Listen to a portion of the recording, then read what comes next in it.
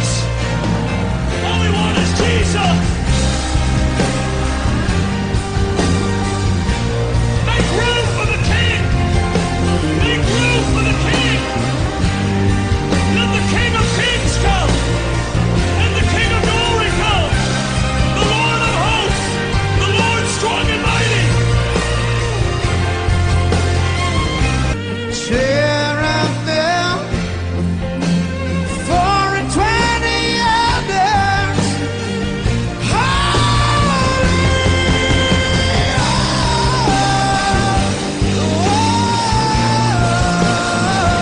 The King. Behold the King. Behold the King. Behold the King.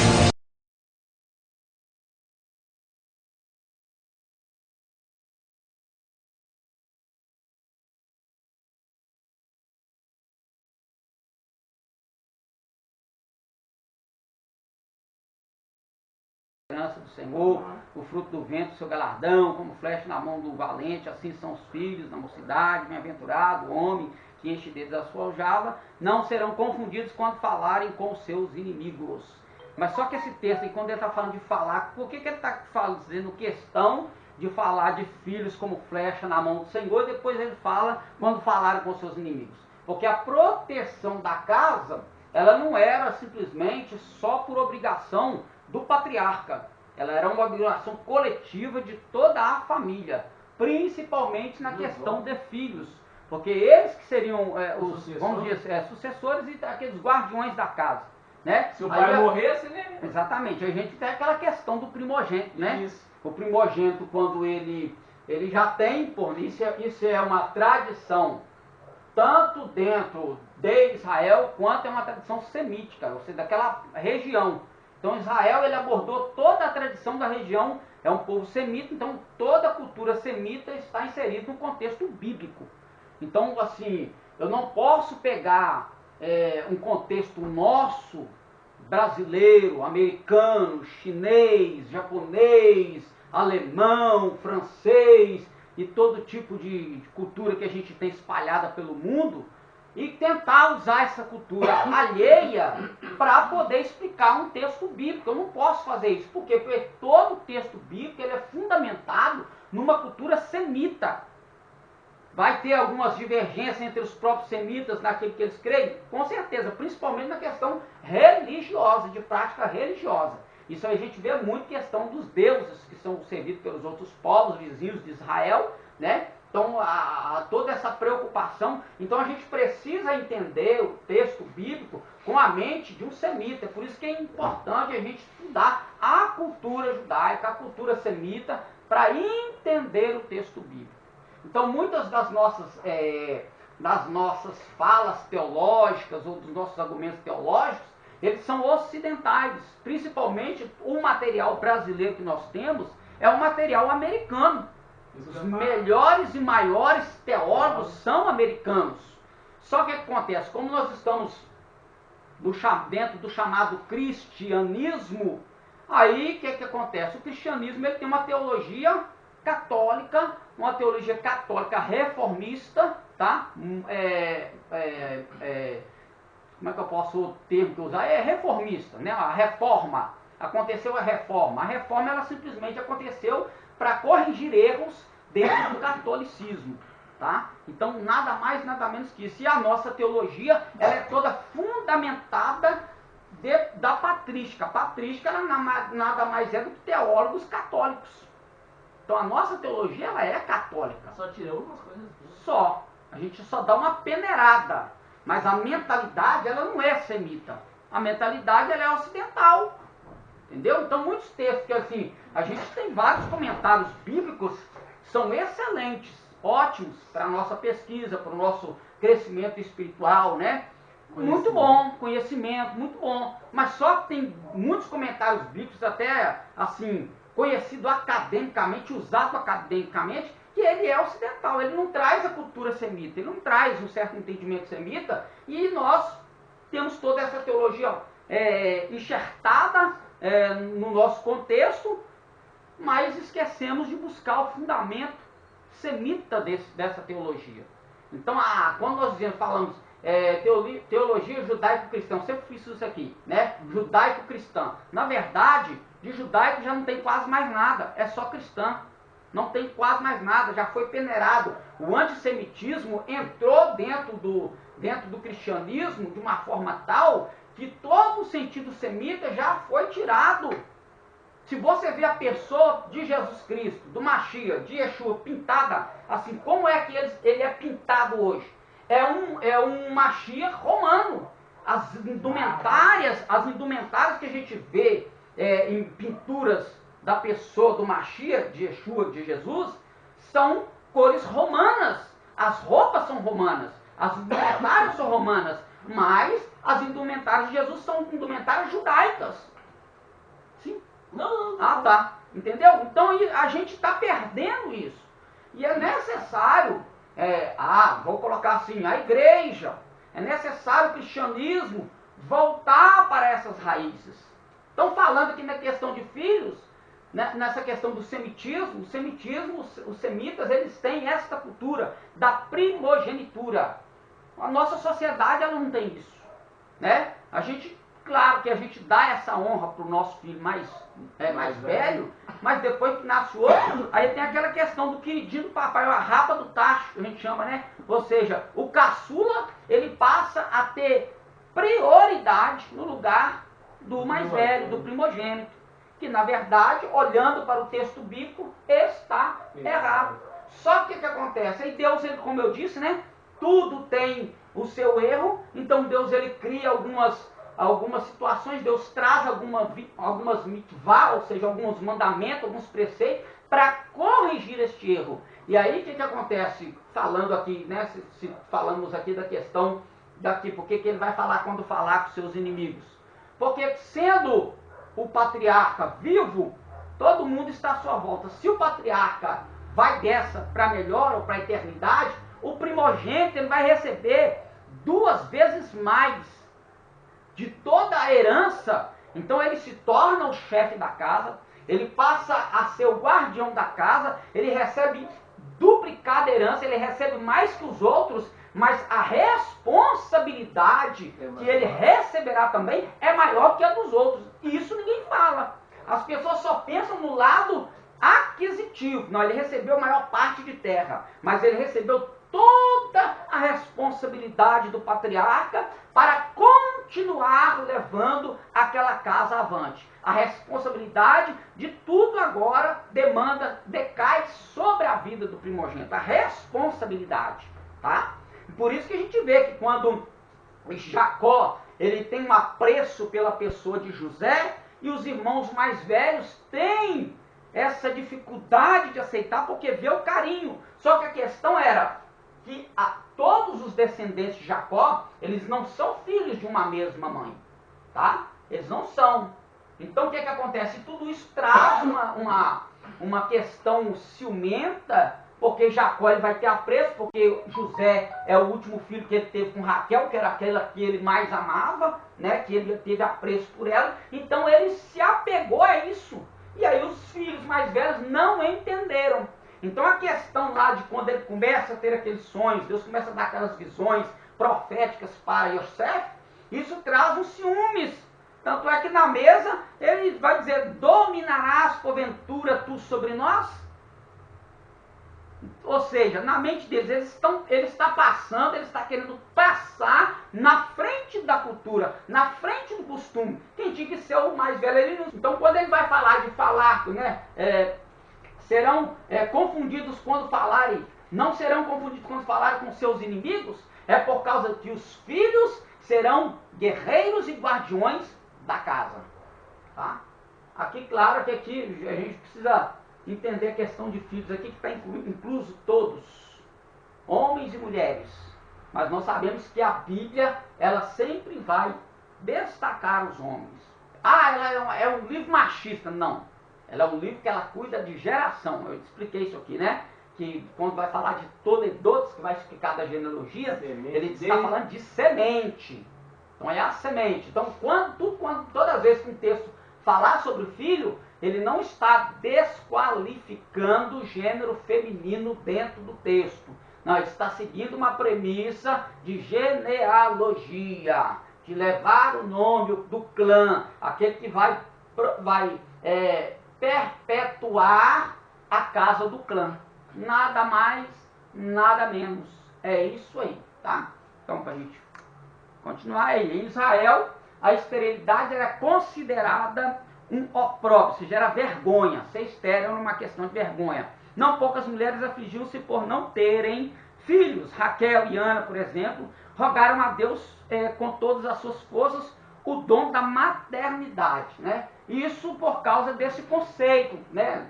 Claro que elas entendiam a questão, mas aquele negócio do concubinato, a cultura daquele momento, trazia essas dificuldades, trazia esses problemas e esses conflitos.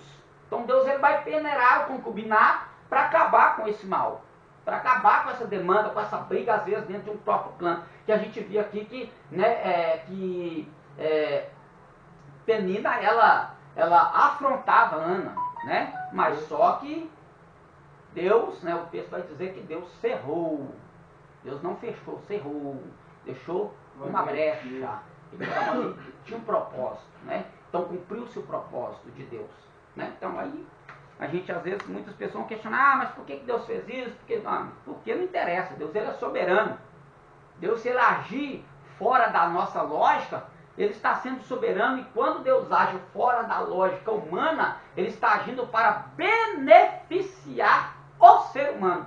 Deus nunca está fazendo nada para benefício próprio, sempre para beneficiar a sua criatura. Deus Amém? é Amém? Amém.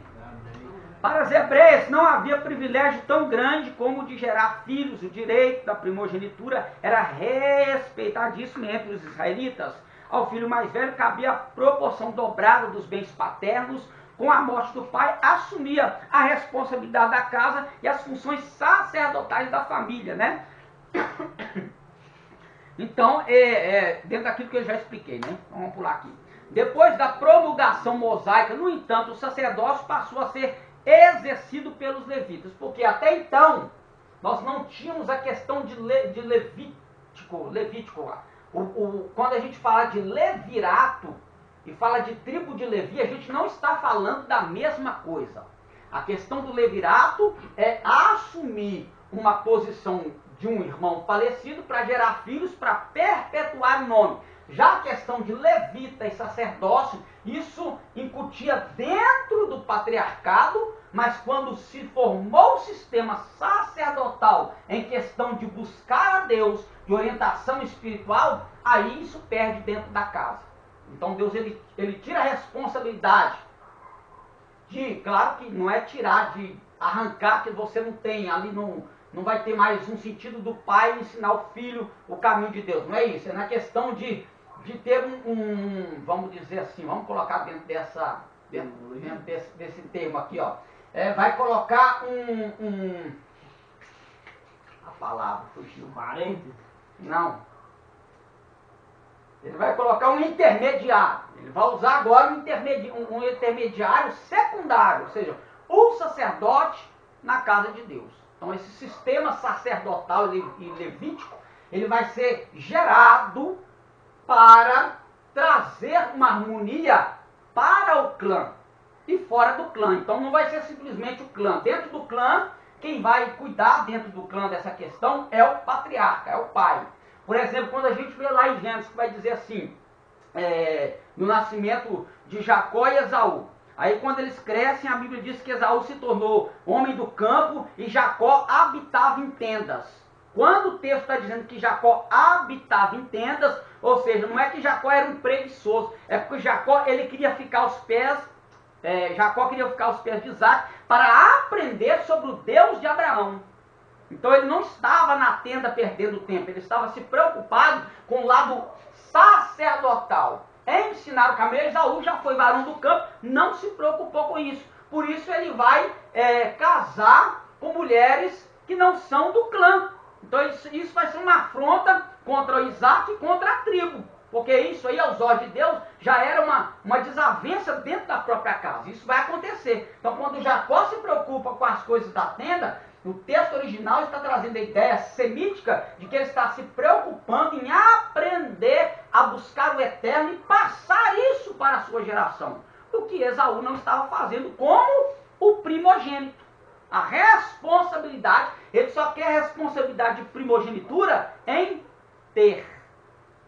Então era a bênção, ele queria a bênção, orvalho do céu, né? Orvalho do céu, erva da terra, tudo. Ele só queria coisas terrenas. Jacó já levou, foi tudo. Então Jacó já levou tudo. E colocando a questão de Jacó aqui, né? Muita gente fala que Jacó significa o quê? Enganador, né? Mentira, tá? Mentira, É mentira. Mentira. Jacó vem de Jacó, que quer dizer calcanhar. O nome está ligado à ação no nascimento.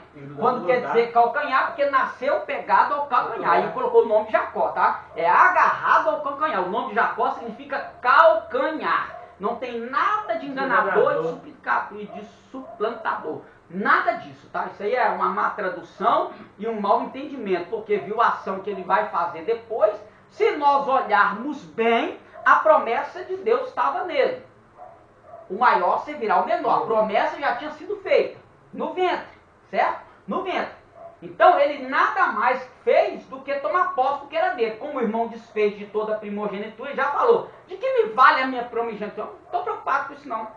Entendeu? E quem foi que verdadeiramente o problema de Jacó foi que ele foi na conversa da mãe de Raquel. Porque na verdade quem teve a mirabolante ideia de enganar Isaac na velhice foi a mãe de Jacó. Faz isso, mas ele vai me conhecer. Não, eu vou colocar um couro no seu braço, você vai vestir uma túnica dele, quando ele for cheirar vai sentir o cheiro de Esaú. Jacó só foi na conversa da mãe. Então nós temos que tomar cuidado na conversa de quem a gente vai. Tem muitas pessoas às vezes que estão tentando nos mascarar para passar desapercebido de certas ações diante de Deus, achando que Deus não está vendo, né? Vamos colocar Jacó está cego. Então muita gente está achando que Deus está cego. Não, vou dar um jeitinho aqui e Deus vai me considerar. Não vai não. Pode ter o cheiro, pode ter o braço cabeludo, mas se não tiver o espírito e a alma, não passa. É aí o que manda é a integridade, né? Então, voltando aqui. Então a questão aqui do levita, do sacerdócio, de ter essa atitude, aí depois Deus vai corrigir isso quando ele institui o tabernáculo. Aí pronto, aí institui o tabernáculo, já separou lá no deserto quem é que ia carregar a arca, quem ia levantar o tabernáculo, aí ele começa o sistema, tá? Aí ele começa o sistema. As filhas apenas recebiam herança paterna se não houvesse nenhum filho herdeiro. Elas eram sustentadas pelos irmãos que se encarregavam inclusive de seu casamento. Isso tudo era, aí nós temos números 26, 33 e 36, de 1 a 2, que vai falar das filhas de Zelofeado, tá? Quando elas vão diante de Moisés. As israelitas não podiam casar-se com moços de outra tribo. Isso para casa não perdendo força, seja ela por posse ou por quantidade de pessoas. Cabia ao pai também ensinar os filhos as primeiras letras e uma profissão.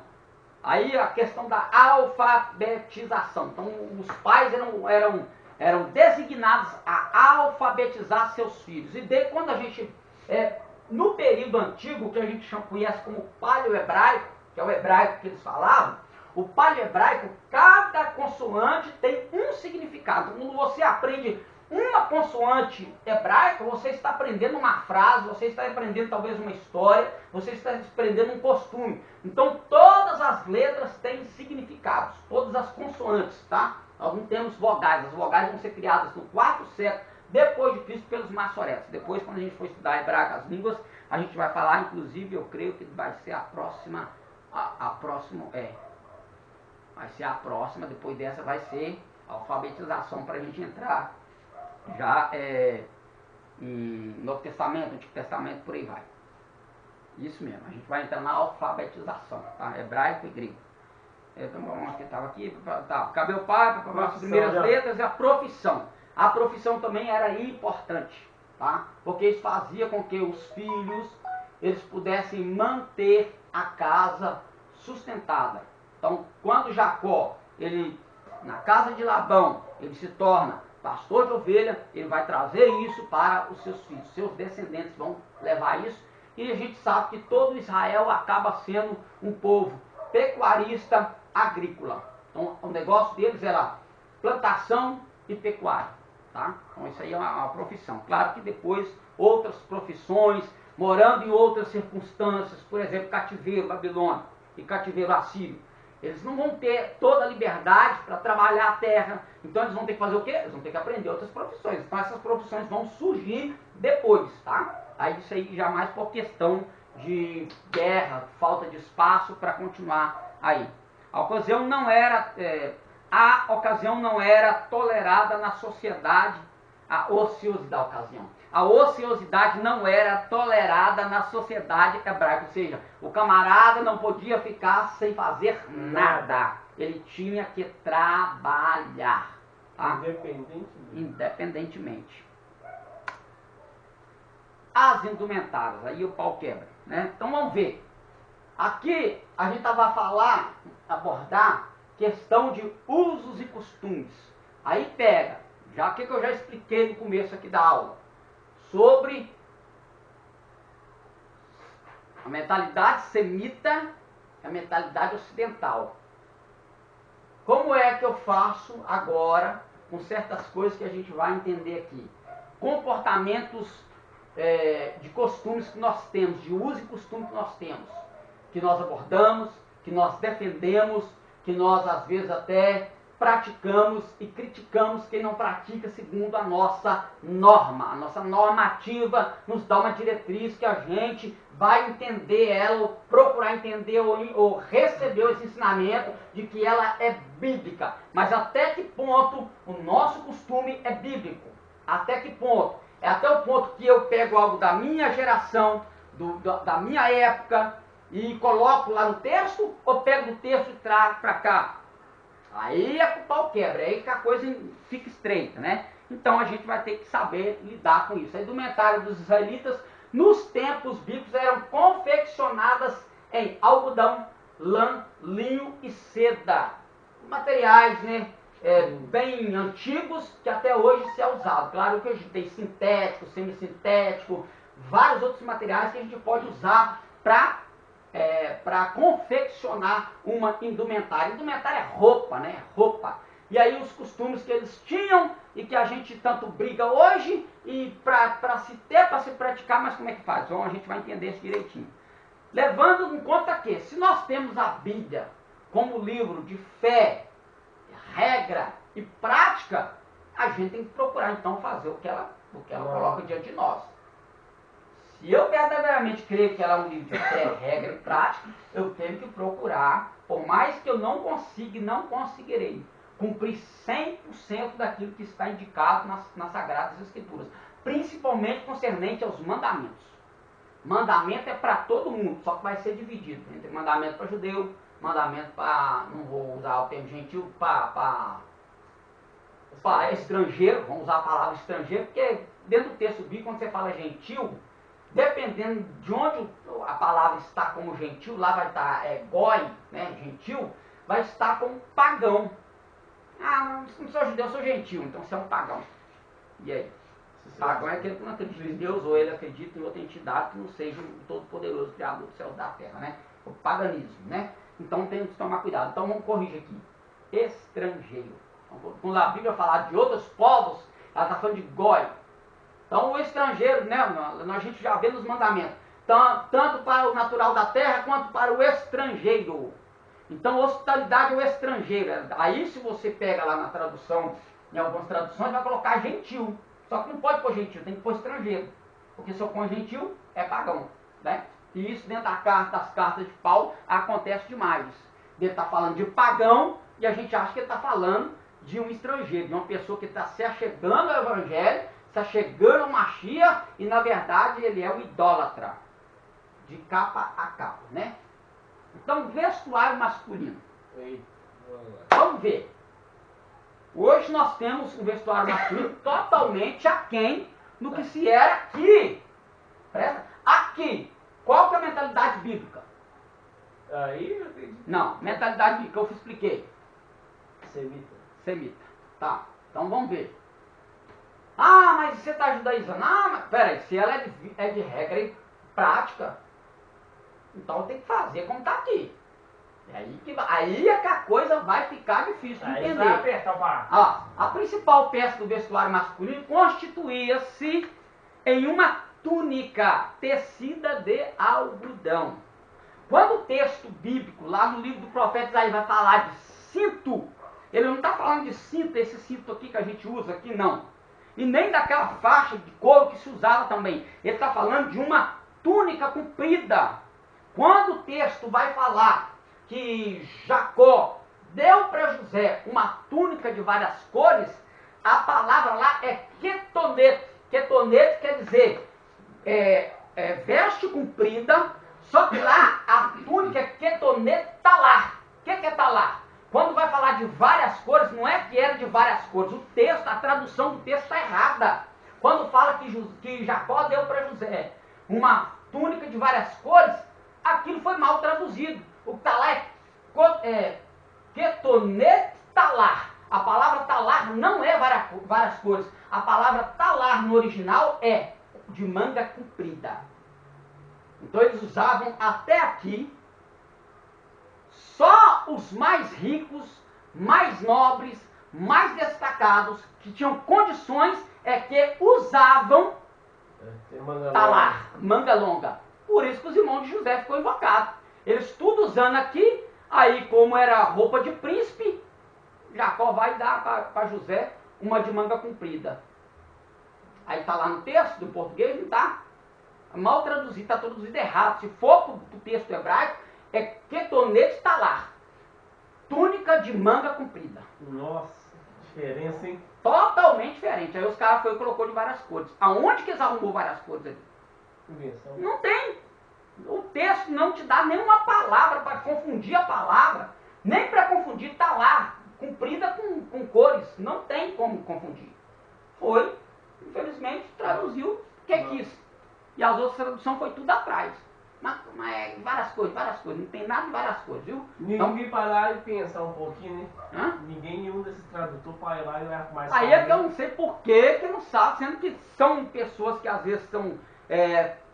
Tem. Claro que tem, são acadêmicos, não são qualquer um, não é um Valdir que está lá fazendo tradução que aprendeu um pouquinho de hebraico, não. São pessoas PhDs, são pessoas talvez que conhecem de gramática hebraica, grega, fluente, conhece toda a regra gramatical e me faz uma tradução assim, deixa as outras ir.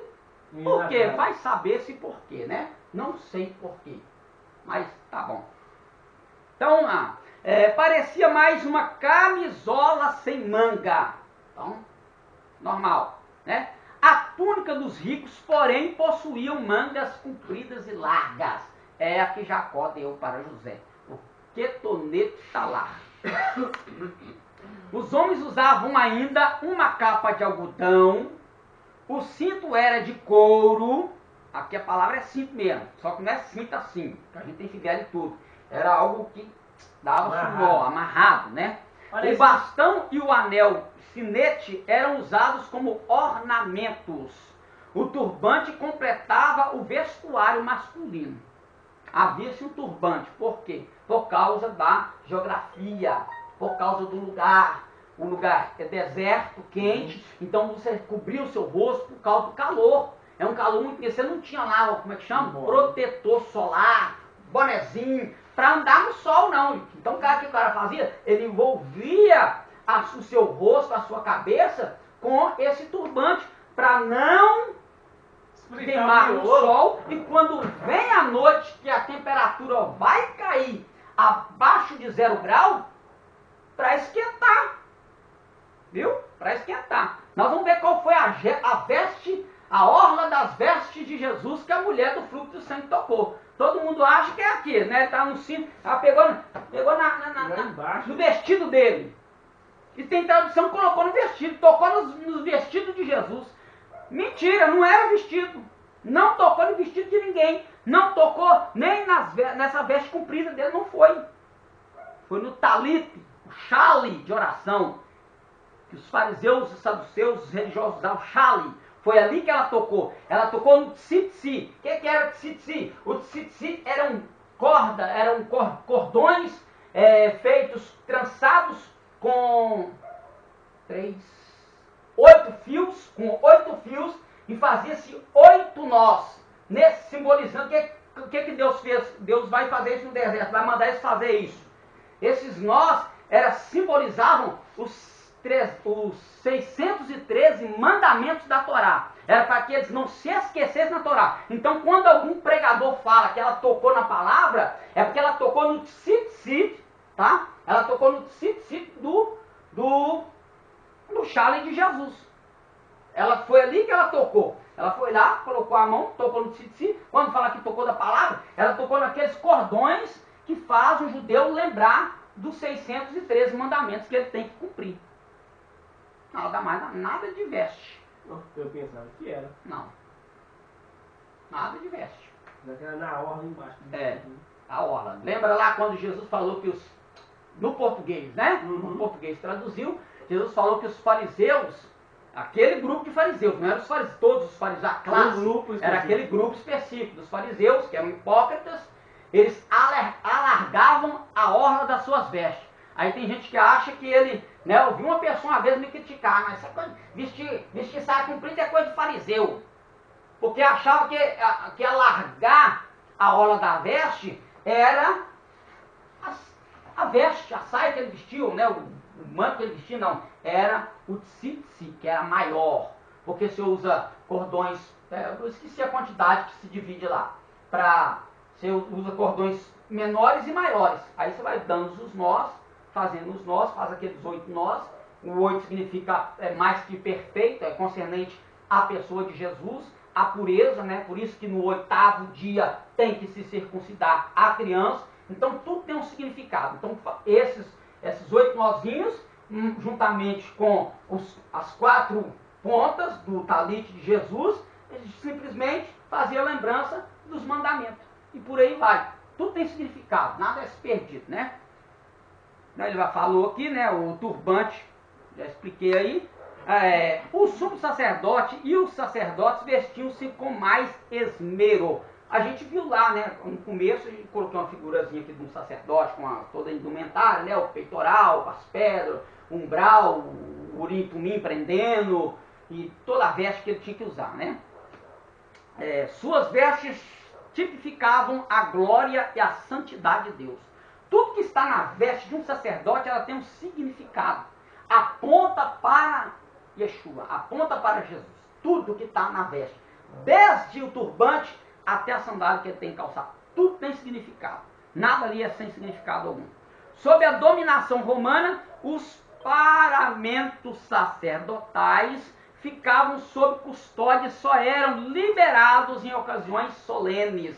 Porque nesse período aqui, né, os romanos agora já estão tendo autoridade sobre o próprio sacerdócio. Por quê? Porque agora corrompeu-se, né? Corrompeu-se por causa do período que ele ficou sem tempo. Então o sacerdócio foi se corrompendo. E aí a pessoa passou a qualquer um se tornar sacerdote. Ele comprava. Se um imperador romano, né, ou um prefeito lá, no caso de Herodes, Herodes era tetrarca da Judéia, da Galileia, se ele resolver falar, não, hoje nós vamos trocar o sacerdote. Tinha uma lei, um tempo para trocar. Né? Quando a gente lê o livro de Lucas e fala que chegou o turno de Zacarias, ali eles estavam dentro do preceito ainda de Deus, da Torá. Mas quando os romanos entram, tomam conta, dependendo da situação, eles vão falar, não, você não vai ser sacerdote, seu turno não vai tomar conta a partir de hoje, nós vamos colocar fulano. E se você ler a história de Flávio Josefo, você vai ver aqui, Tobias, eu não lembro direito se foi Tobias. Tobias casou com a filha de um sumo sacerdote, e ele não era nem hebreu. E ele a casa dele passou até direito sacerdotal. E ele nem era. Foram morar no fundo do templo. Começou já a corrupção generalizada dentro do templo, por causa da corrupção. Então, aí por isso os romanos passaram a ter esse comando aí também. Então aí, ó, tá vendo? Aí nós estamos vendo aqui como eram as vestes, né? Assim, claro, tipificando aqui, né? Totalmente diferente daquelas pinturas que a gente vê, né? A gente vê Jesus com um mantão vermelho aqui, Gente, aquilo tudo é indumentária romana. Essas pinturas que tem Jesus com uma vermelha, uma azul, sei lá que cor que é tudo romana. Era assim que Jesus se vestia. Por quê? Por que era assim? Porque ele era judeu e porque ele era um fariseu. Então era dessa forma aqui que ele se vestia. Então tá aí, ó. Era desse jeito. Ah, mas mulher não podia usar, mulher não pode usar calça. Os homens usavam por baixo. Nós temos um texto lá em Deuteronômio que os homens usavam ceroulas, vamos colocar bermudas, né? Bermudas embaixo dessa vestimenta. As mulheres se vestiam assim. Tudo por causa da região, tá? Do local. Então, quando a gente vai tratar sobre questão de vestes, no texto sagrado, a gente precisa entender as coisas. A gente não pode pensar com a nossa mente aqui e criar um preceito, criar um costume nosso e falar que é um costume bíblico. A gente tem que tomar muito cuidado. Então, nós vemos a diferença que havia entre... Qual que é a diferença aqui entre os homens e as mulheres? Olha, por exemplo, o primeiro está usando uma roupa, posso dizer assim, mais... Ali é o mais simples. Isso é uma roupa mais né? leve, posso assim dizer. Nós temos o mais simples. Isso. Nós temos um mais ou menos, Mas já com aqueles que são melhorzinha. Isso. O cinto que ele tem, O tá? outro não tem. O E outro esse já aí está é mais bem preparado, mais como preparado. é um pastor no deserto, né? Isso. Ele é um pastor, ele está mais preparado para estar no deserto cuidando das suas ovelhas. E nós temos aqui uma mulher, uma judia, como ela se vestia naquele período de Jesus, até no período de Jesus. Não mudou a vestimenta da mulher, não mudou a vestimenta do homem. Vai mudar anos N depois, anos e anos N depois, muda-se. Por quê? Porque a diáspora acontece. O que é diáspora? A dispersão do povo judeu. Foram espalhados por todas as nações e eles não podendo mais nem ter como cumprir a própria região, vai forçá-los, a própria cultura às vezes vai forçá-los a sair dessa cultura. A vista é diferente. Tá? Então por isso que o judeu que está no Brasil, ele não se veste como o judeu de antigamente. Nem terra, muitas vezes eles usam Não. calor pra caramba. Alguns até usam, né? Tem alguns que dentro de sinagoga eles vão com as vestimentas indumentárias religiosas. Tem aquele ambiente ali. Naquele ambiente, mas ele não anda pra rua assim. Agora se você for lá pro lado do Sudão, da Arábia, da Síria, né? Da Jordânia, lá pro lado do Líbano, qual mais outro? Aquela região ali, hoje, na Palestina, se vai para aquela região, em várias localidades, as pessoas ainda se vestem assim. Então quando você vê os árabes ainda estão se resguardando. Claro que existe um extremismo em alguns grupos, a gente tem que tomar cuidado. Quando fala de Islã, todo mundo acha, já pensa, o Islã já pensa em homem-bomba, já pensa em suicida, matador, assassino. Não, gente. O Islã, dentro do Islã, existem radicais islâmicos, que são são os radicais islâmicos que propagam todo esse terrorismo. Não tem nada a ver com o Islã em si. Tá? É igual falar que judeus, o povo judeu matou Jesus. Não, gente, não foi o povo judeu. Foi alguns sacerdotes que, para não assassinar no período da festa, colocou na mão dos romanos, fez parte e mandou matar. Aí, não, o judeu é tudo orgulhoso, o judeu que matou Jesus. Não foi os judeus que mataram Jesus. Principalmente quem matou mesmo foi os romanos. A técnica de matar foi dos romanos, porque para o judeu naquele período, qualquer transgressão da lei que ainda estava em vigência de a quebra de um mandamento, ainda tinha suas punições, como apedrejamento, enforcamento, e por aí vai. Não tinha nada de crucificação. A crucificação, pendurar na madeira, era questão de romana. Morte romana. A morte romana, era a cultura deles, tá? Então era assim que se vestia as mulheres. Mas aí quando você vai lá para Deuteronômio 5:25, não haverá traje do homem da mulher, e o homem não vestirá vestido de mulher. O homem não vestirá vestido de mulher. Então tinha vestido de homem, vestido de mulher. o que fazia diferença? Sim. O que Deus estava combatendo ali? O transformismo. Tá? O transformismo.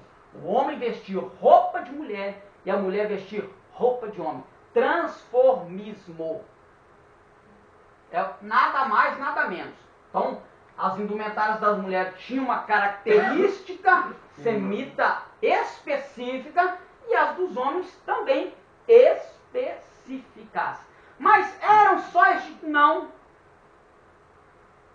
Existem achados arqueológicos, eu não sei, não lembro se está aqui, se eu coloquei aqui, eu não lembro. Eu acho que eu esqueci de pegar.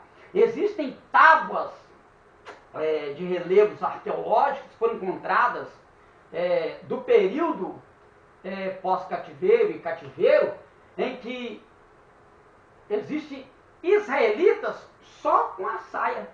Só que homens tampando só com a saia, sem camisa. E aí?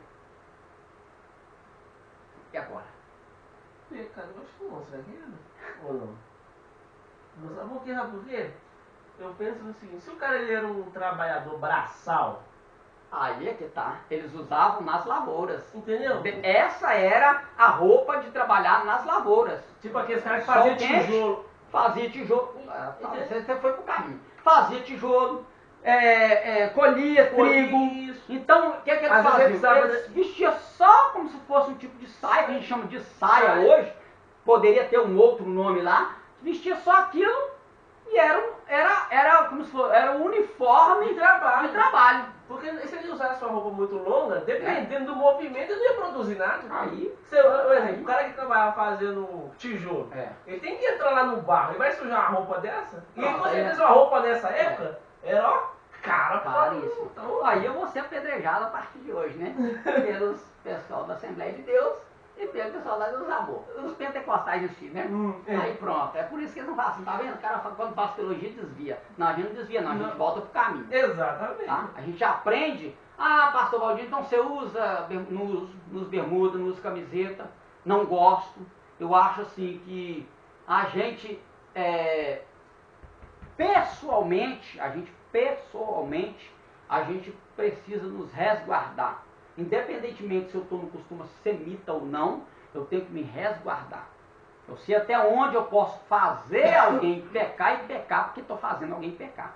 A partir do momento que eu, com uma ação minha, faço alguém pecar, eu acabo sendo um pecador também.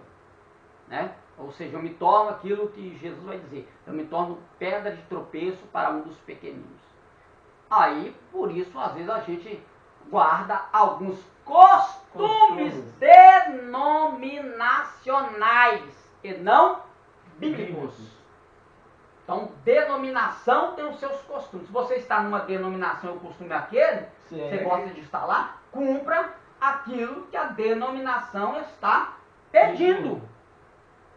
Nada mais, você não pode chegar lá também, não, vou ficar aqui, mas vou bagunçar. Não, isso aí isso é anarquia, não é? Você tem que seguir a hierarquia e não a anarquia. A partir do momento que eu estou contra, estou ali permanecendo contra, claro, ressaltando o quê? Eu tenho que defender a Bíblia. Independentemente se o costume eles, agora, se me espremer na parede e falar, o costume bíblico é esse, eu só vou fazer porque eu acho legal, eu me sinto melhor assim, eu consigo me santificar melhor assim, mas vai inferir na minha comunhão com Deus? Não. Né? Tanto é que hoje em dia, saia para a mulher de Assembleia de Deus virou uniforme de culto. Eu só ponho saia para ir para o culto. Depois que eu saio do culto, eu enfio na calça e sangue de Jesus tem poder. Tem umas velhas por aí que é coisa do capeta. A mulher já está nua. Então, tem certas roupas, gente, que é coisa do diabo, é Satanás mesmo. Não tem jeito. E crente que usa, oh meu Deus do céu, essas calças leg apertadas, sinto muito. Tá dando lugar pro diabo, tá cheio de demônio. Tá dando lugar pra cá. Tá fazendo os outros pecar e tá pecando, não tá sabendo. Ah, mas fulano é que é sem vergonha, não, porque, infelizmente, né, os dois são sem vergonha. Ela porque tá querendo se mostrar e ele porque tá olhando. Então, todos os dois sem vergonha, vai todos os dois queimar, se não se arrepender. Seguindo aí, ó. Vestuário feminino. As mulheres também usavam túnicas, só que mais longas e mais ornamentadas, para fazer diferença, para arrancar esse transvestismo, para não cometer esse tipo de atitude, né? Quando apareciam em público, cobriam o rosto com um véu. Isso que eu ia falar. O Domingo Espetacular tava fazendo uma reportagem. Quando igual que as tropas americanas saíram agora, há pouco tempo, Sei. eles estavam mostrando lá. As mulheres têm as roupas e tem as cores que elas devem usar. Elas não podem usar outras cores Não. que Não. não tá permitida lá, entendeu? Aí tipo assim, pra mulher casada, uma roupa. E com a cor. Pra Isso. quem é solteiro, uma roupa, um Não, modelo. isso é um costume semita. Então, eles vão mostrar que ela, Isso é um ou ela é costume casada ou ela é solteira. Então, assim, eu não falo, Isso é um costume semita. É assim mesmo. No costume semita bíblico, a diferença de vestuário em cor, em ornamento, Isso. para casadas, compromissadas e Isso, solteiras. solteiras, tem isso. Tem essa diferenciação, Isso. tá? A solteira só pode sair ou com um pretendente ou acompanhada de um familiar, homem, irmão ou pai, assim, não pode sair com uma mulher. Então é um negócio muito doido. É. Tem uns extremismos, Tem uns- a gente sabe que Tem, existem alguns lógico, extremismos isso. que não são nem bíblicos. Nem são Mas que é um costume semita, é. É aquilo que eu falei. Estão dentro de uma região, existem até divergências Divergência do costume, do costume, tá? isso mesmo. Por mais que estejam ali. Então, elas se vestiam no período de Jesus dessa forma aí, né? Então era assim que elas se vestiam. Claro, como é que você vai andar vestido desse jeito aqui no Brasil? Nossa! Tem jeito. Aí eu fico olhando em algumas igrejas pentecostais, as mulheres querendo vestir desse jeito. Então, Pra quê? aparecer? Para se tornar mais santa? Não, se você não for santo, isso pra mim é puro orgulho. Bobeira. Puro orgulho. Orgulho Puro. purinho, purinho, purinho. Tá? Existem alguns ornamentos masculinos em se prestar o que o judeu chama de uma evodá. O que é evodá? Vem da palavra evod, que é serviço, trabalho. Então, a evodá que o judeu pratica no seu serviço cultico, ele tem os ornamentos próprios para isso. Então, usar o talit, com a tzitzi, Isso que eu ia falar. Tá? Tá? Sim. Usar esse talit com tzitzi. Isso é um ornamento cultico, não é para o dia a dia. Você usa em períodos de oração e de ensinamentos. Daquela pessoa que vai ensinar, a gente vê algumas pessoas usando só simplesmente para tentar se tornar mais, achando que aquilo torna ele mais espiritual. O camarada está usando esse talit, esse chale, que chama chale de oração, simplesmente com a finalidade, achando que aquilo está transmitindo para ele poder. Não está transmitindo para ele poder nenhum. Ele não está entendendo a cultura e ele cria uma doutrina, ele cria um modismo de usar essa indumentária no culto. Tem muito dentro dos neopentecostal, né? Tem, vejo demais. Né? Pregador usando o talit. Isso. Não, você está usando o talit por questão de evodar, tudo bem. Mas você está usando para achar que aquele talit, porque quando diz que levou os lenços de Paulo, era o talit que Paulo usava, gente. Não era lencinho de secar a toalhinha que ia secar agora, não. Era o talit, ele usava o talit, ele pegava o talit dele e levava. Entendeu? Acontecia, o milagre acontecia, mas isso não é regra. Isso foi exceção. Aí eu crio um modismo, vou usar o talit, o tzitzi, e o fogo vai cair. Difícil, hein? Não, se você não orar, não vai cair fogo nenhum. Se você não jejuar, não vai cair fogo nenhum. Talit não vale para nada. É só para você entender o que ele significa. Ele tem um significado de evodá, de serviço religioso. Para mim, se a pessoa usa com esse sentido religioso, eu não estou nem aí, tá ótimo. Mas nesse modismo de achar que está tornando ele mais espiritual, heresia. Tá? Ficou claro a questão de explicar se ele usar, como usar e não usar? Se ele quiser usar no momento do culto, Boa. beleza. Então, sem por exemplo, o judeu hoje usa o tal do kippá. Chapéuzinho. Kippá. O É. Papa tem que eu chamo solidel, aquela tampinha na cabeça. Põe aqui assim. aquilo não é bíblico. O kippá não é bíblico. O kippá, ele foi desenvolvido na diáspora. Qual que é o sentido do kippá? Para o judeu lembrar que existe alguém acima dele. Só isso. Só. Então, por exemplo, uma pessoa, um estrangeiro que ele quer cultuar, que ele quer congregar em uma sinagoga judaica, ele pode, mas ele não precisa usar kippá, porque kippá não é bíblico. Agora, se na evodá lá, do serviço lá, ele quiser usar um talit, ele pode, mas kippá não. O kippá não. Kippá já é um costume judaico ortodoxo novo. Foi criado agora. O homem não pode orar com a sua cabeça coberta. Lá em 1 Coríntios capítulo 11. Que Paulo vai tratar sobre cabelo de homem e cabelo de mulher. Ele está tratando lá de cabelo. Que é honra para a mulher ter cabelo crescido. Presta atenção. Ele está em Corinto, uma cidade pagã, idólatra. E ele está ensinando para aquele povo. Está corrigindo aquele povo. Aí ele usa a cultura semita, a cultura hebraica, hebreia, para explicar para aquele povo que seja grego, sei lá de qual nação. Principalmente a maioria era grega, né? Corinto, ali da Ásia Menor, a maioria era grega naquele período.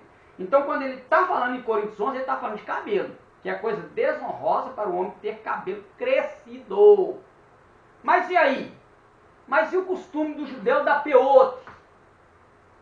Da peote, né? Aquela trança que o judeu ortodoxo usa. É porque eles pegam no pé da letra como não poderá cortar o canto da sua barba. Por isso eles não cortam isso aqui, ó, o peote, eles não cortam. Fica aqueles cachinhos, já viu aqueles cachinhos grandão aqui? O ortodoxo tem os peotes. Os messiânicos, os nazarenos não tem os peotes. Por quê? Porque é como ele vai interpretar a Torá. Então cada um vai ter uma interpretação diferente. Mas se você for para o texto bíblico, para o que Paulo está dizendo, aí ele fala cabelo. Cabelo. Aí qual que é a terminologia que ele fala?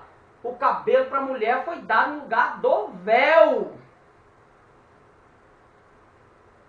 Quando se converterem, o véu será tirado. Então essas mulheres que andam aí na igreja pentecostal vestindo tentando vestir do jeito que as hebreias, o texto está falando que elas converteram, não. Que quando elas se converter, o véu vai ser tirado. E aquela lá que... Não tira o véu, mas picota o cabelo todo. O quê? Pessoal do véu. O que tem? Você viu? A congregação do Brasil, né? É o costume deles, mas eles estão tentando cumprir uma cultura semita? Não, mas não. Não tem cabelo. Não. Mas aqui não tem cabelo. Só que aquilo ali eles estão usando na forma de evodar, que é só lá dentro. Só lá dentro. Ela leva o véu na bolsa, chega lá, tira o véu, coloca, pá. Mas o texto está dizendo que se ela cobre com véu, ela está desonrando a cabeça dela. O texto de 1 Coríntios 11 está falando isso. Ela desonra a sua cabeça, que é o seu marido. Aí ele diz, mas quando se converter, o véu será tirado. Não sinto muito. Aí já está falando que elas não se converteram.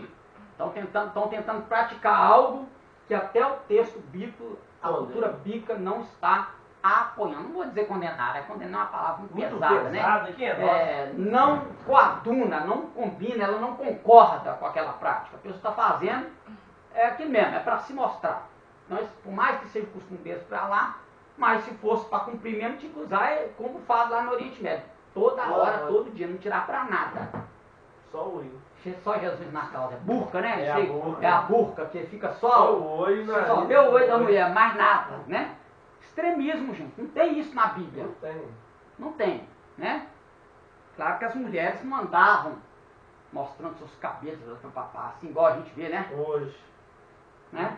Só por vaidade, não. Elas já tinham cabelo crescido e tal. Tinha a questão das tiaras que elas usavam, né? Que a gente vai conhecer lá como no texto lá das dracmas perdidas, né? Então muitas coisas elas usavam, muitos ornamentos em suas cabeças. Se vai usar ornamento na cabeça, para que tampar? Faz sentido. Não faz sentido. Faz sentido, né? Não faz sentido. Era a cultura do momento. Aquilo que você já explicou que é o certo dentro da cultura. Momentos que ela podia tirar. Aí o que a gente vê? A gente vê que quando Maria Madalena, ela vai molhar os pés de Jesus com a sua lágrima e enxugar com os seus cabelos. Aí alguém vai dizer, mas ela estava com o cabelo descoberto porque ela era uma pecadora. Aí, mas as outras não eram pecadoras, não? As outras não eram pecadoras, não? Estava tudo salvo, ia tudo pro céu. Não, era todo mundo pecador. Só que ela tanto estava numa prática de pecado, quanto a sociedade também já estava condenando ela por aquilo. E, né, se ele soubesse quem era ela, não deixaria tocar, porque é uma pecadora. Ao contrário, né? Eu entrei na sua casa, você não me lavou os pés. Entrei na sua casa, você não me beijou meu rosto, ela não cessa de beijar os meus pés. O serviço, a evodá dela foi mais elevada do que o próprio Simão. E aí? Mas ela não era pecadora e o santo lá, que estava falando? Sempre ele gostava. Ele gostava. Né? Esse cara não ia se danado, né? A gente tem esse tipo de atitude, infelizmente, né? O crente assembleano, o crente de Deus do amor, passa perto do crente batista, você...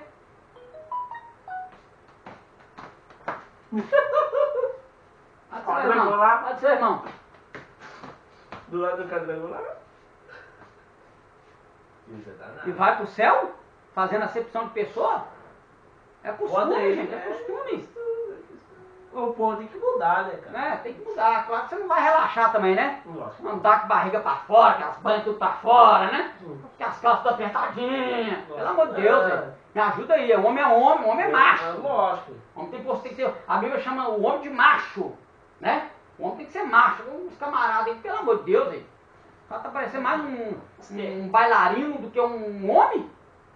E esses coach de hoje em dia? Só Jesus na causa, misericórdia do povo dele. Aí o povo tanto tem um extremismo para o lado que se diz que está se santificando, mas tem um extremismo também para o lado do uso da liberdade em Cristo. Para pecar, fazer o que quer, e você banaliza a liberdade. A graça não é uma liberdade desenfreada, não. A graça tem limite. Viver na graça é viver no limite. Com limite, né? Seguindo aí. Então aí, né? Claro que aqui, tá vendo aqui? Aí foram se mudando. Quando você chega no período lá do cativeiro babilônico, que é assim, às vezes vão tomando um outro rumo. Aqui, porque aqui não é uma veste de evodá, de serviço, que você ia para o templo dessa forma. E aí nós temos uma veste feminina também. Isso tudo aqui, gente, mas como é que você sabe que é? A arqueologia usou, a arqueologia encontrou, a arqueologia bíblica, tá? Encontrou indumentárias do período antes de Jesus e de Jesus. Por isso que tem essas figuras que, eles inventaram. Não inventaram não, gente. Isso era costume semita. As tábuas de relevo, elas têm mostrando como que as pessoas se vestiam, acharam-se. Aí eu faço uma pergunta. Agora, pronto, agora eu vou pegar. Nesse período que a mulher usava calça? Nem existia. Aí, pronto, nem existia. No Calça período é de nova. Jesus? Não, a calça é nova. Existia. Calça já existia? No período de Jesus existia. Os primeiros a usarem calça comprida foram os persas. Foi achado na China uma calça confeccionada de 3.500 anos atrás, de um chinês, uma calça chinês. Mas os persas, eles usaram primeiro do 6º século antes de Cristo. Mas sabe qual foi a finalidade da calça criada na época? Para cavalgar, atravessar deserto montado a cavalo e camelo. Essa era a finalidade. Pronto, aí agora lascou. Eu acabei de falar aqui que não tem nada a ver, mas se você for olhar para o texto bíblico, mulher não usava calça. Se no período de Jesus já tinha, por que as mulheres não vestiam? Com tudo? Agora não, agora você me arrebentou. Primeiro você fala contra, agora você fala a favor. Aí estou ensinando o que é certo aí. Já existia. Mas você não vê as hebreias usando. De onde que veio? Qual foi a primeira encontrada? Na primeira. Os persas. Os persas. Quem eram os persas? Os inimigos de Os Israel. inimigos de Israel. Povo pagão, idólatra. Eles vivem pé de guerra. Né? Vivem pé de guerra. E aí? Acho que é a questão da revanche, que eles não usaram, mas elas vão usar porque isso é Não. dos persas. Aí alguém vai dizer assim agora, tá vendo? Esse pastor ele tá meio judaizante. Não. Se a Bíblia é de regra e fé, como é que faz? E como é que o israelita tratava? Como é que o hebreu, o judeu trata isso? Ele trata como pudor e modéstia. Se vestir com pudor e modéstia. Aí a gente vai para os ornamentos. Mulher usava brinco? Usava. Usava pérola? Usava. No período de Jesus, usava. Só que não era da forma que a gente usa hoje. A gente não, as mulheres, né? A gente, Você põe nós no bolo aí. Deus tem misericórdia, minha alma. Se bem que homem hoje em dia também tá, né? Ele tá usando, né?